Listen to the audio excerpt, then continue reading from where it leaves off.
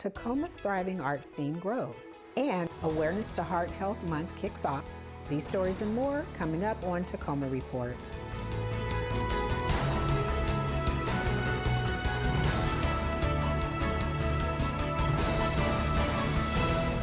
Hi, welcome to Tacoma Report. I'm Laura Proctor.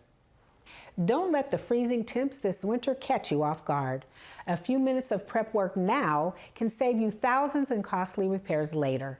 As we head deeper into winter, it's important to protect pipes from freezing, say Tacoma water experts.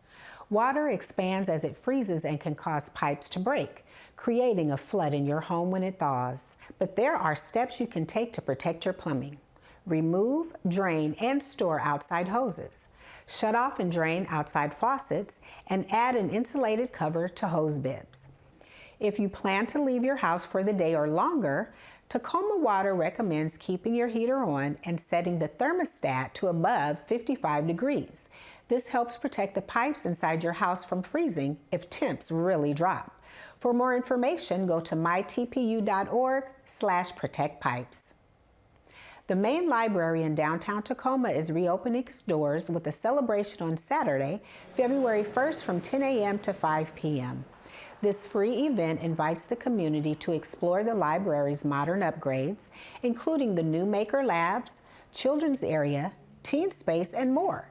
Participants will enjoy live performances, a procession into the building, and hands-on demos, as well as view local art in the updated Hanforth Gallery and discover what's new in the Northwest Room.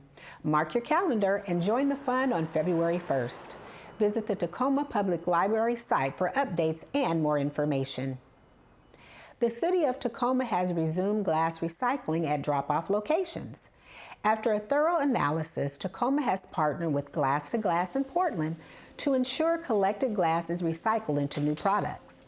The program was paused in September 2024 due to market changes, forcing glass to be sent to landfills. Now, with a sustainable solution in place, residents can recycle glass at 5 drop-off sites or the Tacoma Recovery and Transfer Center. For location details and hours of operation, visit tacomarecycles.org/glass. Tacoma's thriving art scene has a new reason to celebrate. TV Tacoma producer Mike Ziak explains. Recently, a ribbon cutting took place inside the Hotel Murano to celebrate the expansion of one of Tacoma's most vibrant art spaces.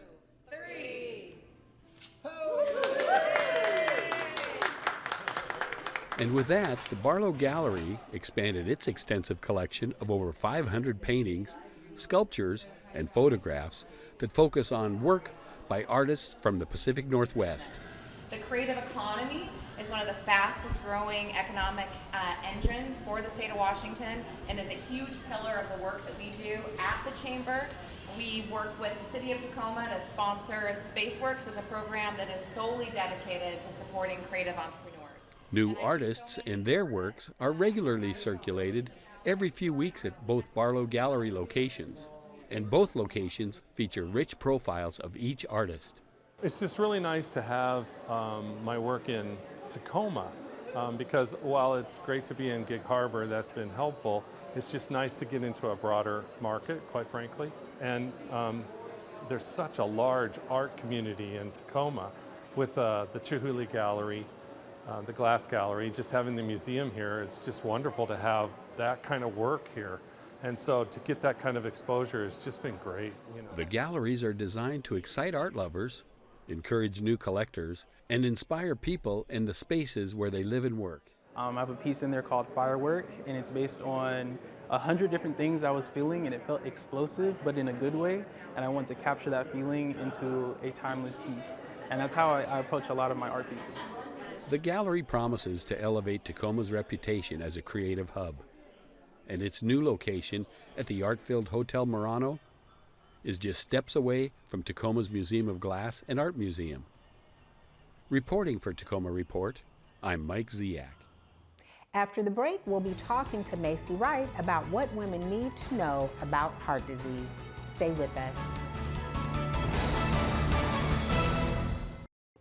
Welcome back. Our guest with us today was born with both aortic and mitral valve stenosis, but heart valves that didn't work properly did not stop her from excelling at gymnastics. However, at age 14, Macy's heart was beyond repair and she had to give up the sport she loved. It was determined that Macy needed a heart transplant, and in 2016, Macy received her new heart. Since then, Macy has been a strong advocate and volunteer for the American Heart Association. Macy's health experience showed her firsthand the importance of scientific advances, and it prompted Macy to pursue a degree in biology from the University of Puget Sound, where she graduated last year. For Macy, reaching big milestones like graduation and starting her first career are especially meaningful and indicative of her journey. It's important to write that women know that heart disease is their largest health threat and it can impact anyone, even young women. Macy, welcome to the show. It's great to be here, Laura. Thanks for having me. Absolutely, absolutely. So we have a few questions for you, Macy. Absolutely. So, I understand you've personally been touched by heart disease. Can you share a little bit with our viewers about your journey? Absolutely. So as you mentioned, I was born with aortic and mitral valve stenosis, and through most of my life, I was experiencing a number of heart failure related symptoms, but I overall had a very normal childhood and was doing well for about the first 10 years of my life. I was picking up sports like gymnastics and had a very active lifestyle. And once middle school started, I kind of started to decline, was experiencing more heart failure, more symptoms, and I had my first 2 open heart surgeries. And I was expecting my life to kind of be like that, to have these routine heart surgeries, maybe just for maintenance. But once you hear that those are no longer capable of saving you, your last option is a heart transplant. And some people may think that that's, the cure, that's the end all be all and you're good forever, when really it's more like trading one set of problems for another. And while I've been in excellent health and have been very fortunate in my circumstances, my life is still very geared towards focusing on my heart and living a healthy lifestyle and paying attention to my future and how I can really take care of myself best, prolong this heart as long as I can. And I've been very fortunate with little complications, and I'm here to share my story today. We really appreciate that. So how are you doing now? Fantastic. Fantastic. I've been so fortunate with few complications, and a story like mine is the best opportunity to really come forward with advocacy and awareness, especially the further I get in my life and more milestones I'm reaching. It's just a constant reminder that I'm more empowered than ever to support women and the American Heart Association in their mission to share their journey and their mission. Yeah. Wonderful. And so, Macy, you've been named a 2025 Go Red for Women Ambassador in Washington by the American Heart Association. What inspired you to take on that role?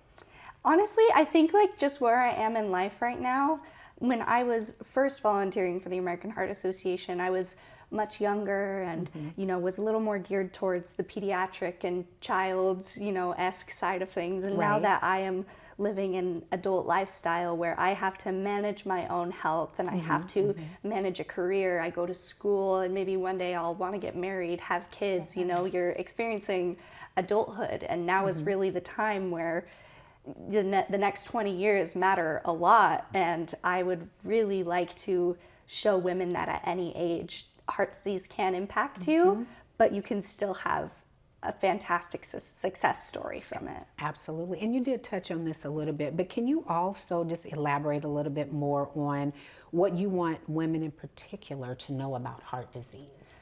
The number one thing I want them to know is that they are truly not alone. Throughout my entire childhood, I had many kids and many doctors and my family all supporting me. But when you're, again, as an adult, you don't have the same advocacy or same support system. It almost feels like you're on your own. And what I really need women to realize is, especially, we're women, we're already underrepresented, misrepresented in a medical context, in a societal context. And this is when we can really come together and say, hey, our health matters. That's right. We matter as people. We're mothers, we're daughters, we're sisters. That's right. We have plenty to offer. Absolutely, and thank you for being a voice in this journey. We really appreciate that. And, you know, Macy, can you tell our viewers what is Go Red for Women all about?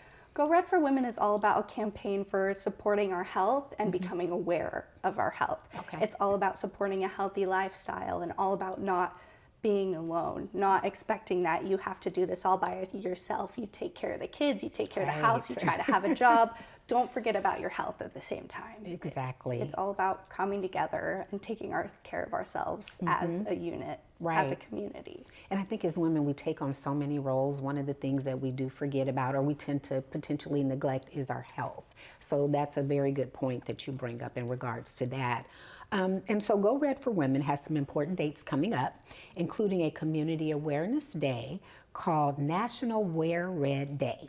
Can you share with our viewers what it's all about and some of those dates? Absolutely. So the number one day is February 7th. Okay. I believe it's the first Friday of February. That is National Wear Red Day. Okay. And we wear red in support of the campaign in order to support women's health and to advocate for women's heart health. Nice. So it's all about bringing that community together. And that color, red, being so bold and related to the heart is what really wakes the community up. It brings everybody to this light of, wow, heart disease is the number one killer, especially in women. And this is how we wake everybody up and we come together as a force of power and empowerment. It's really a beautiful mission. And then what is the community being asked to do?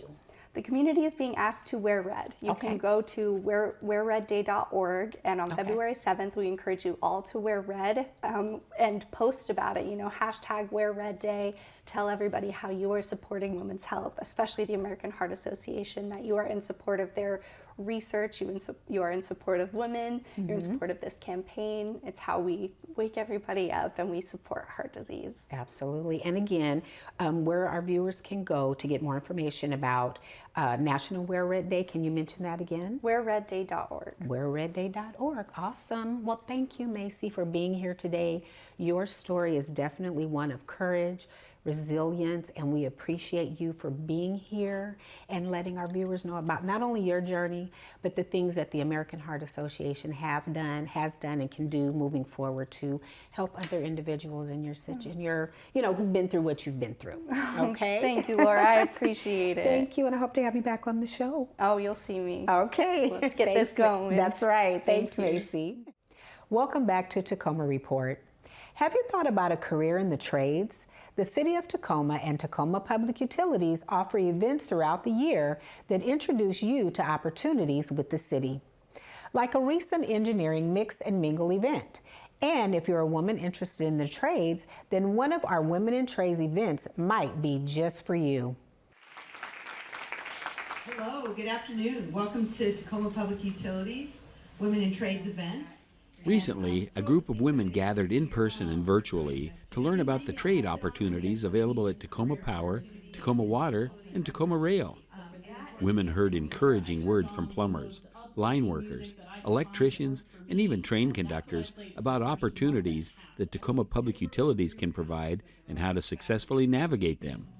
I have yet to hear one job that the city has out there that won't give you a way to make enough money to feed your family, put a roof over your heads, and a place to go safely to work and be comfortable being who you are, whoever that is. It's a inclusive environment. It's a great environment to work for. Right now, I believe women in the trades makes up about 5% of the trade population, and I think BIPOC employees is a similar percentage. So very underrepresented. That is starting to shift, and I think it's because we're spending a little more time talking about the value of going into those professions. You can go into those professions, not have a lot of debt, you can get right to work, earn good money, really good paying jobs, strong benefits, great job stability. We always have need for the folks that do this work. And the job seekers had a chance to network and make valuable connections. The networking was really great to kind of ask questions and get information that is important to research when you're looking for a new job. The key takeaways from this event were learning about all the opportunities available, how to set up and receive job alerts, and most importantly, to keep on trying. I would definitely recommend coming to these events because you get a chance to ask questions in person. You might hear someone else's question that you hadn't thought about asking. You get to know the people involved in it straight away and really feel like you can get kind of a head start on what to focus on and not feel like you're kind of floundering. Because when I Currently, about 5% of the trades include women. But if the recent open house event is any indication, women working in trades at Tacoma Public Utilities will continue to grow. To learn more about upcoming Women in Trades and other career events, visit mytpu.org/careers. The skies may be gray, with the rain seemingly lasting forever, but a northwest winter comes with some benefits for homeowners. Tree maintenance. According to those in the tree and plant business, winter is a great time to take care of your landscaping. Well, the one nice thing about doing landscaping and planting trees this time of year is a lot of the trees are in their dormancy state. They're not going to go through shock of the transplant. So you don't have to worry about them wilting their leaves or keeping them watered. You got Mother Nature on your side. Winter's a great time to do trimming, especially on fruit trees. You don't want to cut off any blossoms or cut off any harvests you're going to get on the fruit trees. So you want to prune them in this January, February time frame when everything's completely dormant as well. Home and garden professionals say now is the best time to plant, especially with our rainy season in full swing. Is getting healthier one of your New Year's resolutions? What about doing more with your sweetheart? Then you'll want to join Metro Parks Tacoma February 15th for our Valentine's Day 5K. Run away together while celebrating the holiday at this fun Valentine's Day event centered around love. This is an out and back route along Ruston Way with views of Dune Peninsula, Point Ruston, Mount Rainier, and Puget Sound. Register early to save. That wraps up this edition of Tacoma Report. A great way to find out about the services the City of Tacoma has to offer is by going to cityoftacoma.org. We leave you now with sights and sounds of Tacoma's Light Trail event that kicked off New Year's Eve. I'm Laura Proctor. Thanks for watching.